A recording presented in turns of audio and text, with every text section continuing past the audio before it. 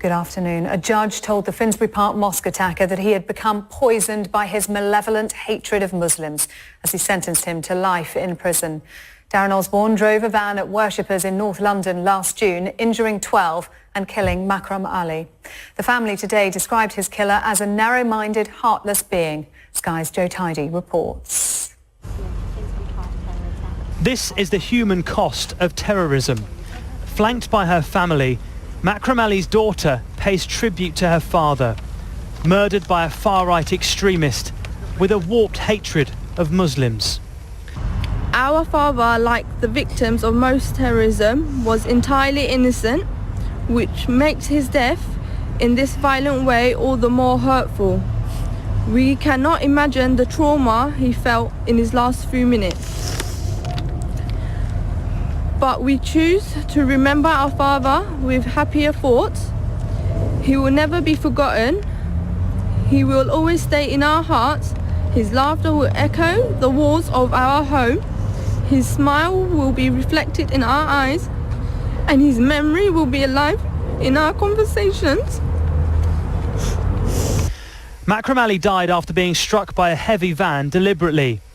He'd fallen ill on the way back from his mosque at Finsbury Park.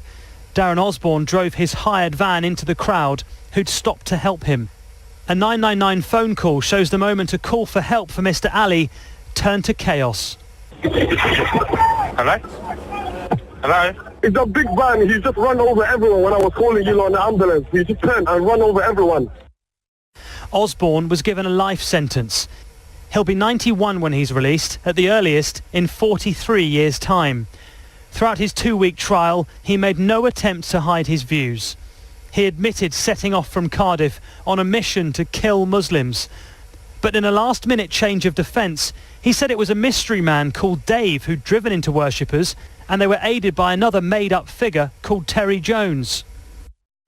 In her sentencing remarks, Mrs. Justice Chima Grubb told Darren Osborne, "You have been convicted on overwhelming evidence by an intelligent British jury who saw through your pathetic last-ditch attempt to deceive them by blaming someone else for your crimes." As he was taken away, Darren Osborne leaned in and said, "Thank you. God bless you." The judge also talked about the frightening speed in which Osborne was radicalised online. He had a history of violence and served 2 years in prison for assault, but he showed no signs of Islamophobia until 3 to 4 weeks before his attack. Spurred on by far-right groups, fake news and a succession of terror attacks, his girlfriend says he was brainwashed. The Prime Minister's called for social networks to do more to take down propaganda material. And responding to the case, the Home Secretary Amber Rudd said, "The government will continue to be unwavering in our resolve to combat all forms of terrorism.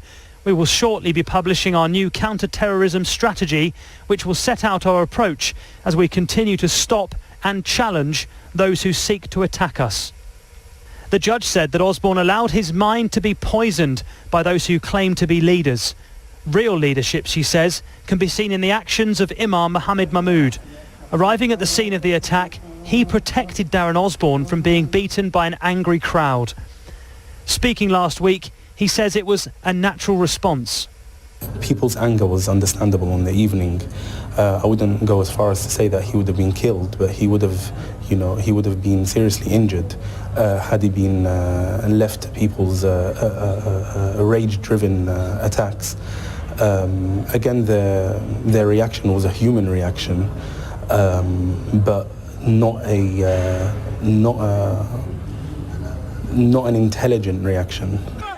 Darren Osborne never thanked Mr. Mahmood, and he never showed any remorse for his crime. He'll now begin what's likely to be the rest of his life behind bars. Joe Tidy, Sky News at Woolwich Crown Court. And Joe joins me now live from Woolwich Crown Court. What's so startling about this case, Joe, is the speed with which Darren Osborne was radicalised.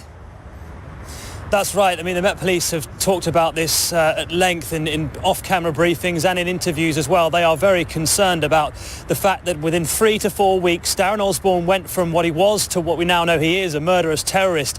He did have a criminal past, a history of violence. He served 2 years for assault, and there were other offences, for example, shoplifting and burglary. But his girlfriend of 20 years said at no point in their relationship until last summer had he said anything that pointed to Islamophobic feelings or tendencies. And it was after watching a BBC Three docudrama called Three Girls last May that she said he started having hatred towards Muslims. He started searching for far-right material online.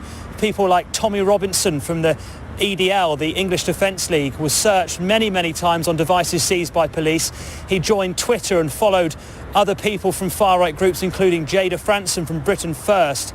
He received direct messages from her, albeit automated mailing list type ones, and also 2 emails from Tommy Robinson, again from a mailing list. There's no suggestion that he wrote the messages himself to Darren Osborne. But these sorts of things, the police say, and the judge said in her closing remarks, they are concerned. They pushed Darren Osborne from being what he was to what we now know he is. Of course, we have to take into account this was at a time where there's a quick succession of terror attacks.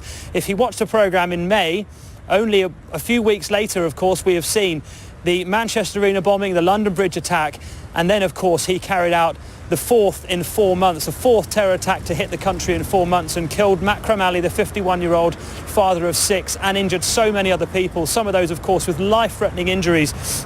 And in her closing remarks, in her sentencing remarks, the judge, Justice Chima Grubb, said, "Yours was a suicide mission. You expected to be shot dead by the police. As you knew the terrorists who committed the London Bridge attack were, you wrote a suicide note the night before driving to London.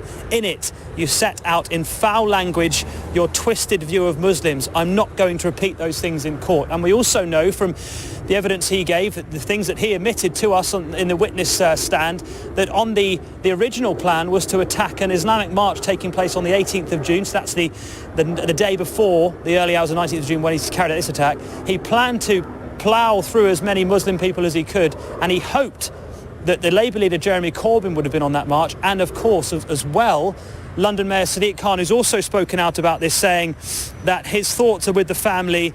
And he said that he wants more to be done, just as we heard in my report there, so does the Home Secretary, more to be done to stop this sort of far-right radicalisation happening online. Joe, thank you.